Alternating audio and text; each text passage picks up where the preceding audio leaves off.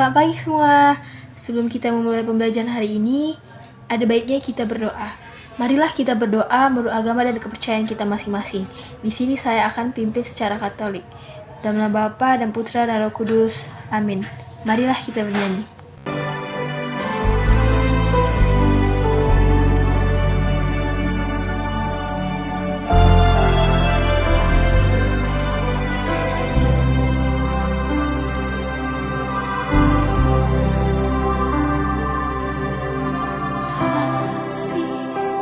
Sempurna telah ku terima darimu,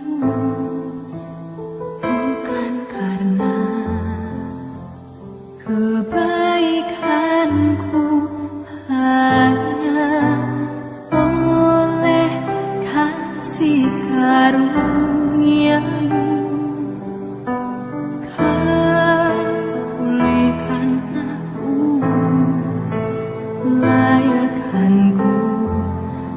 Dapat memanggilmu Bapa. Kau yang ku pinta saat ku mencari, ku mendapatkan. Ku ketuk pintuku dan kau bukakan, sebab kau Bapa, Bapa yang kekal. Takkan kau biarkan aku melangkah hanya sendirian. Kau selalu ada bagiku, sebab kau Bapa, Bapa yang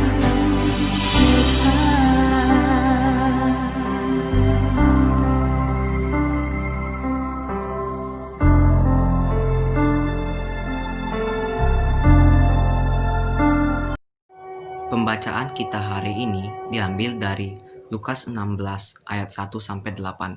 Perumpamaan tentang bendahara yang tidak jujur. Dan Yesus berkata kepada murid-muridnya, ada seorang kaya yang mempunyai seorang bendahara. Kepadanya disampaikan tuduhan bahwa bendahara itu menghamburkan miliknya. Lalu ia memanggil bendahara itu dan berkata kepadanya, apakah yang kudengar tentang engkau? Berilah pertanggungan jawab atas urusanmu, sebab engkau tidak boleh lagi bekerja sebagai bendahara. Kata bendahara itu di dalam hatinya, apakah yang harus aku perbuat? Tuanku memecat aku dari jabatanku sebagai bendahara. Mencangkul aku tidak dapat, mengemis aku malu. Aku tahu apa yang akan aku perbuat, supaya apabila aku dipecat dari jabatanku sebagai bendahara, ada orang yang akan menampung aku di rumah mereka. Lalu ia memanggil seorang demi seorang yang berhutang kepada tuannya. Katanya kepada yang pertama, berapakah hutangmu kepada tuanku? Jawab orang itu, 100 entayan minyak. Lalu katanya kepada orang itu, inilah surat hutangmu. Duduklah dan buat surat hutang lain sekarang juga, 50 tempayan. Kemudian ia berkata kepada yang kedua, dan berapakah hutangmu? Jawab orang itu, 100 pikul gandum. Katanya kepada orang itu, inilah surat hutangmu. Buatlah surat hutang lain, 80 pikul. Lalu tuan itu memuji bendahara yang tidak jujur itu, karena ia telah bertindak dengan cerdik.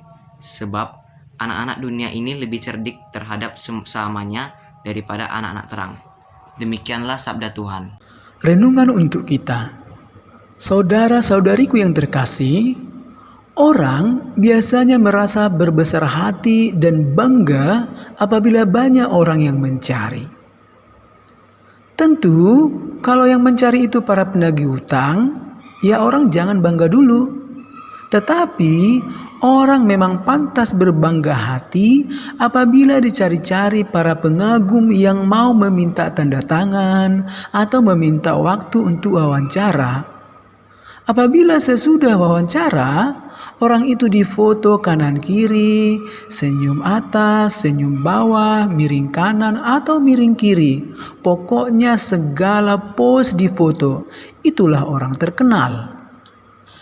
Kebanggaan atas kesediaan hati seseorang yang terkenal seperti di atas tentu berpusat pada kehebatan diri sendiri, pengagungan dan pengakuan atas pujian atas diri sendiri. Santo Paulus pada suratnya meminta untuk umat yang dilayani untuk tidak hanya mengikuti dirinya dalam bidang duniawi saja, tetapi juga mengikuti hidup rohani Rasul Paulus.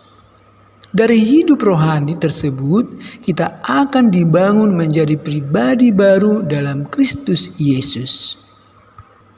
Saudara-saudariku terkasih, kita pun harus berlaku cerdik dan pandai seperti seorang bendahara yang dipuji oleh Yesus.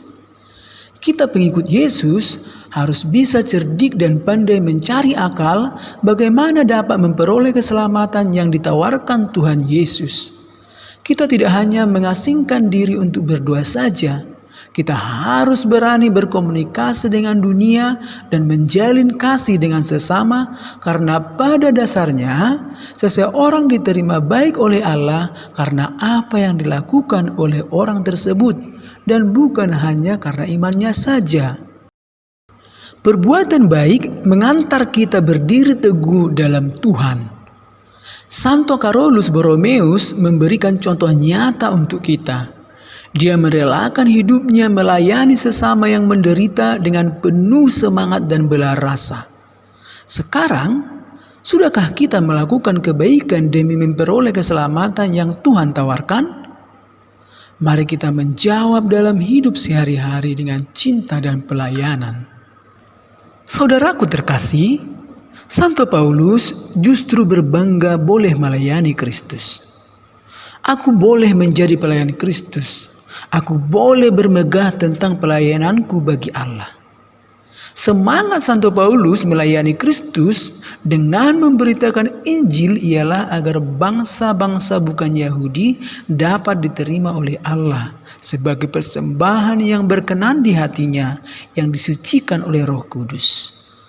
Kepada kita masing-masing diserahkan karya pelayanan tertentu. Tentu kita senang apabila saat pelayanan tersebut kita dipuji karena hasil dan karya kita berkembang. Namun kita mesti hati-hati, sebab pujian itu dapat mengaburkan panggilan dasar kita bahwa kita sebenarnya hanya melayani Kristus dan bukan diri sendiri. Yang membuat kita bahagia dan bangga mestinya ialah karena semakin banyak orang mengenal Tuhan dan mengalami kasih-Nya. Syukur-syukur melalui pelayanan kita itu. Dalam nama Bapa dan Putra dan Roh Kudus. Amin. Terima kasih Tuhan atas penyertaan-Mu sepanjang malam tadi. Terima kasih Tuhan karena Engkau telah memberikan kami nafas kehidupan pada pagi hari ini sehingga kami dapat melaksanakan kegiatan kami, aktivitas kami seperti biasanya. Kami dapat bangun dalam keadaan sehat dan bertemu dengan keluarga kami di rumah. Terima kasih Tuhan. Tuhan, sekarang kami mau melaksanakan kegiatan belajar mengajar kami pada pagi hari ini. Jadi kami mohon Tuhan, berkatilah kami sepanjang kegiatan pelajaran kami, mulai dari awal, pertengahan hingga akhir. Berikanlah selalu guru-guru kami ketabahan dan kesabaran dalam mengajar kami. Juga bantulah teman-temanku yang sedang berusaha untuk dapat menerima pelajaran yang diajarkan walaupun dalam keadaan pandemi ini. Kami mohon selalu penyertaan-Mu Tuhan, semoga doa kami ini terkabulkan. Kami mohon maaf, kami mohon ampun Tuhan jika kami banyak melakukan kesalahan sepanjang hari ini. Jadi kami mohon Tuhan, semoga doa ini terkabulkan dalam nama Kristus Tuhan dan pengantara kami. Amin. Dalam nama Bapa dan Putra dan Roh Kudus. Amin.